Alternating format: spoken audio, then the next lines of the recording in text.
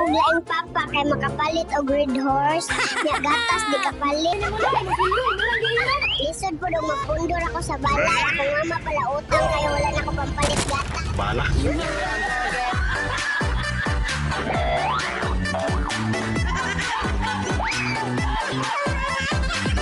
Chismis sa akong mama.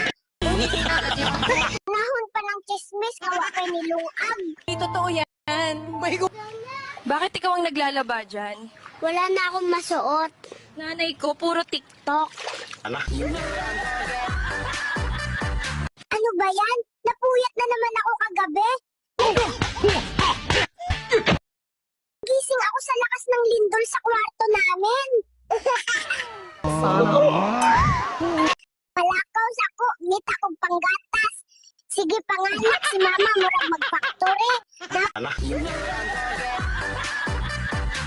Kay papa sige hubog.